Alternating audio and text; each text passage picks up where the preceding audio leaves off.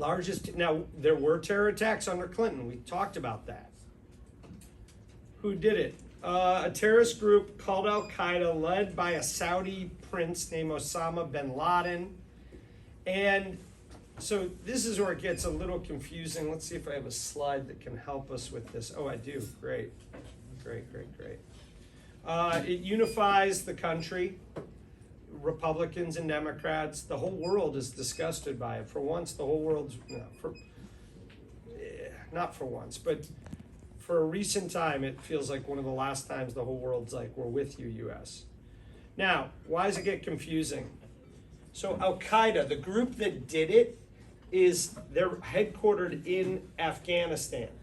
Osama bin Laden runs a terrorist organization, not a country, called Al-Qaeda. They're in Afghanistan, and the Afghanistan government is a extremist Muslim religious government called the Taliban, which we supported against the Soviets. We had given them a lot of weapons and power in the 80s. So the US says to basically the Taliban, that says, we think some people in there did 9/11 in your country. We want them. And the Taliban, pretty naively says, it is far away, and they don't lose many wars. They said, you, America. And then America comes in like 2 weeks, takes over Afghanistan, okay? Now, by the way, if you're a Taliban teacher teaching us in Afghanistan, you say yes. And we suffered for 18 years, but who's in charge right now today in Afghanistan? The Taliban. They never really got kicked out. So all the schools we built to allow girls to go to school all the way through college, all those buildings that all the taxpayers paid for are now controlled by the Taliban. And sadly, most of the girls are not going through school because of the rules in Afghanistan. Not that we should tell them how to live, but it's one of those things. We came in quick and kicked their ass, but they outlasted us. Vietnam. Now, while we're there, a rumor, I don't know if the word a rumor starts, but people think this guy, Saddam Hussein, the leader, the dictator, horrible guy, leader of Iraq, had something to do with it. And the US keeps saying, you have something to do with it. He's like, I don't. He literally is like, come to my country. And like, he doesn't want to lose power. He's like, come to my country and check it out. And like, you can go anywhere, like go into my bedroom and shit. And they claim he's like breaking these rules and that he had something to do with 9/11. So under Bush, with Powell, the General Powell as Secretary of State, they go in and argue to the world, we need to go and get this guy. And so the US goes in, blows away hundreds of thousands of people, kills hundreds of thousands of people, soldiers in this country, finds him, puts him on trial, executes him, hangs him. The US does this. And then they find out, actually, he had nothing to do with it, and there are no weapons of mass destruction. And the most tragic thing is, yeah, was he a terrible despot? Was he a horrible person? Yes. Did he gas his own people? Yes. But he had nothing to do with it. And all those people died that were, young boys who were drafted in his army. And we were like, hey, we killed him. And we're like, Iraq, you can now have a democracy. And ever since then, they've had a civil war and life is miserable. And if you ask the average Iraq person, are they happier since he's dead or before? They'd say they'd take him over what they've had ever since, which is civil war and chaos. All right, holy crapper. Most important thing to know, after 9/11, the U.S. government passes something called the Patriot Act. Again, it's one of these things that sounds like, oh, that's great, it's for everybody. But what was the Patriot Act? No, not an acronym.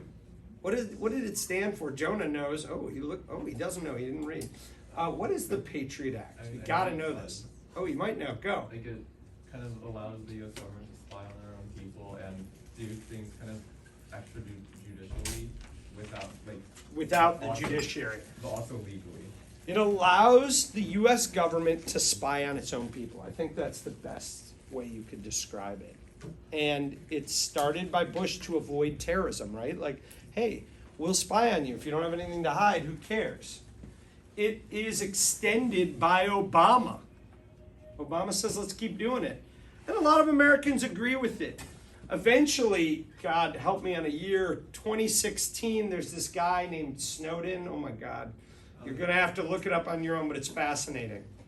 So a guy named Snowden, he's a contractor. He's like, hey, I'm good at computers. I'll fix shit for you, government. And he's working for the National Security Agency.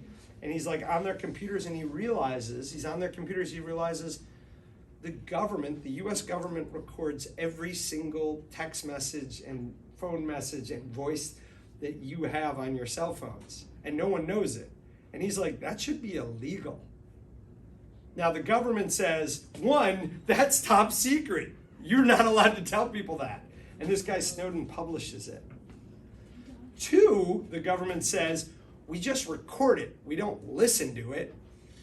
We only listen to it if we think you're a terrorist. Snowden runs off to Hong Kong. Yeah. Then he goes to Russia, and he's been living in a hotel room in Russia ever since. A lot of people in America think he's a hero. Once he came out with this, everybody told their politicians, fuck that. And they got rid of it. So we don't do this anymore. But the government still says, we want that guy. He cost us years in technology. Nobody knew we knew how to do this. Is he a hero? Is he a villain? Yeah. Was the Department of Homeland Security made after this? Yeah, so that becomes a cabinet level position. We had Department of Defense, right? But we didn't have like Homeland Security, which by the way, it should be called the Department of Domestic Security. Sounds Nazi to me. I am really getting my political views in today. Stop recording that. Right, Homeland? Why do we have to call it a homeland? My homeland. Like what? It's domestic. Let's keep it secular, people. For the motherland. Yeah, why don't we call it the Department of Motherland Security? Why don't we call it the Department of the Righteous Country? The Department of We're Number One. All right, Afghanistan gets blown away. We install a democracy, sort of, but it's super corrupt. It lasts 20 years, and now it's Taliban again. Iraq War. This is where George Bush. No. All right. Iraq War. This is where George Bush says they have weapons. So one of the rules on Iraq was you're not allowed to make big bombs or nukes or anything like that. And George Bush says they have them. And what happens in this cartoon? Like Pinocchio, his nose grows. We go in there, we kill his army, we destroy the place, we kill him, and we find out actually he wasn't lying. It was all correct. I mean, you kidding me? That's too big of a mistake. All right. Bush foreign agenda. Shh, you're not going to catch it. Lock the door, Kelly. I can't. My hands are tied. All right. Kyoto agreements. He agrees to climate. All right. He says, the world's getting hotter. Let's do something about it. And then that's okay. Who cares? I mean, no, I know we do care. We do care. Okay. Bush domestic agenda. Tax cuts for wealthy. No child left behind. We don't need this faith-based initiatives. He favors religion. He says that much like his father, we didn't talk about this, George Bush Sr., he says, look, the government's is going to do less food stamps, less welfare, less unemployment.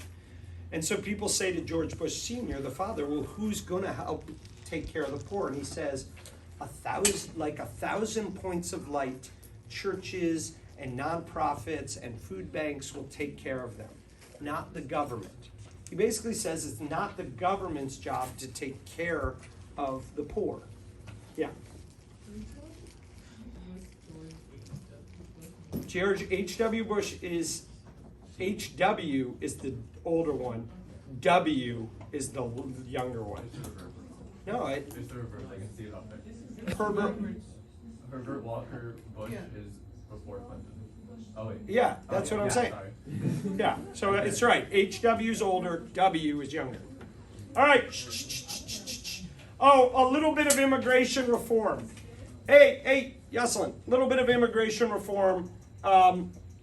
He attempts to privatize Social Security. Again, it's like getting the government to do less handouts is the way the Republicans would look at it. More to the individual. It's up to you to become rich and do what you want with your money, not the government. Immigration reform, the only real change is this. If you are highly skilled, you can get into the US. You have a better chance. If you're an engineer from India, you can come to the US because we don't have enough engineers, right? It's basically we open up the door to, in essence, take in brains. They call it a brain drain, right? We'll take your smartest people. Great. You educate them, we'll take them, right? So that is a little bit of immigration reform. There's tons of money.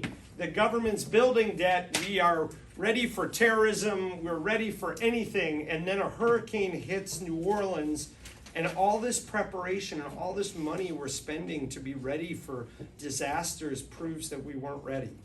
It's a total disaster. FEMA takes over and they do a terrible job. The joke is that George Bush Jr. says they do a great job. A lot of people die, tons of damage. All right. 2008 giant recession hits. It has to do with deregulation of banks. Under the Republicans, they were slowly deregulating the banks. As they deregulated the banks did more risky investments. Oh, funny. Sounds just like the Great Depression, right? The banks were betting on the stock market with people's money. It was sort of like that. They were betting on the real estate market. And all of a sudden, a bubble bursts, it collapses, the economy starts to crash. And really, this stimulus plan is going to save it. Obama's stimulus plan. Obama gets elected. Yes, it's an incredibly big deal. An African American is now president. I should have it on a giant slide, right? If we're talking about looking at African Americans throughout American history, this has got to be the highest watermark, and it is emotionally. I mean, everyone knows it. If you saw the movie The Butler, you'd get it, but maybe we'll watch The Butler. How many people watched The Butler? Would you watch it again? All right, it's really good. All right. Recovery and Investment Act. This is all stimulus money to get us out of. So this is important, and Dodd-Frank's important, and Obamacare.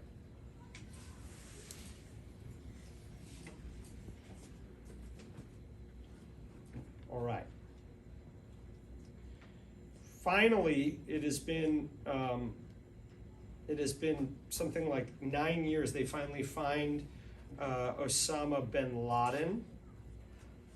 Obama finds Osama, but he is found and killed in Afghanistan. No, he's in Pakistan. Arab Spring happens. It's a foreign policy thing, and it's not really done by the U.S., but basically using things like Facebook and Twitter, there's people are able to express themselves in really big ways in many Arab countries in the Middle East, and there are revolutions there against autocracies and monarchies. So basically in this spring of, what year? Shoot, I don't even know. 2011, spring of 2011, there are many governments overthrown or civil wars started in the Middle East. In Obama's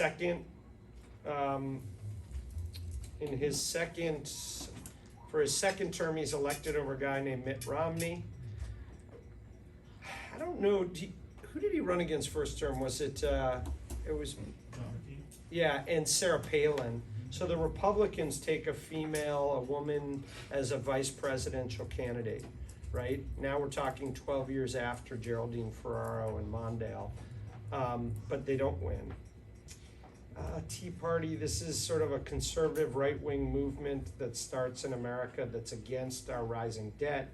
It's against Obamacare. It doesn't like Obama at all, doesn't like regulation. On the left, so this is a right side movement. On the left side, there's this movement that is Occupy Wall Street, and it's this concept, and you still hear it today, that 99% of the it's I don't know if it's factually right, but 99% of the money is owned by 1% of America, while 99% of the people only share 1% of the money. That America is too top heavy. The rich are too rich and the poor are too poor. And that was also a condition before the Great Depression, before the stock market crash. Wealth, what do they call it? Income in disparity? Is that right? Income in disparity. Also in 2014, Black Lives Matter starts. That's also a left-wing movement in response to police brutality. This isn't a world apart. This is not a world apart to the unrest we see in the early 90s. For example, the after the Rodney King and O.J. Simpson trials, or after Rodney King trial and during the O.J. Simpson issue. Movements of the 2010s. Obama's president for 8 years. Then Hillary Clinton, who is not his vice president. Who's Obama's vice president? Biden. Obama's vice president is Biden. Why doesn't Biden run? I want a picture of Obama. What the hell? Yeah, right there. That's pathetic. I should have something more than that. Obama's vice president is Biden. Why doesn't he run for president? Because his son dies. And he's a war hero, and his son dies, and he only has 2 sons. His wife and his daughter already died in a car crash, a long time ago. So his son, what's his son's first name? There's Bo and there's Hunter? Hunter. So it's Bo dies, and under pressure from the Democrats, I think, and the Clintons are very influential in Democrats, Biden says, I'm not going to run. I'm dealing with too much at home. So Hillary Clinton runs, and she runs a very strong campaign. And all the polls say she's going to win. But the polls were wrong. And in a very unexpectedly, Donald Trump wins. What do we have to know about Donald Trump? I think he does tax cuts. But the debt increases. He does what Reagan does. He cuts the taxes, but he doesn't cut the spending. He what? And then we have a pandemic. And the pandemic will be in the history books. It's not yet, but it will be in the history books. And he puts in Operation Warp Speed. That was the name of the idea to get, I know it's like getting so childish, the warp speed, but it's to get a vaccine made as soon as possible. He only lasts 1 term, controversial election with Biden. He fights it in the courts. Don't pack up, don't move. But there's no way this is going to be on there. But at the end, right before he's supposed to not be president anymore, the question is, does he lead a riot against the Capitol? There is a riot, January right? 16th. What do they call it? January 16th. No. What January 6th. 6th, oh. It starts with a speech by him and it ends with a riot at the Capitol. He will be on trial for, did you incite the riot? Did you cause this? We'll see. Biden wins the election, but it's controversial, and I think Trump is the first person in a presidential election not to concede, not to say, okay, you won. But amazingly, we have a relatively peaceful transfer of power, except for January 6th.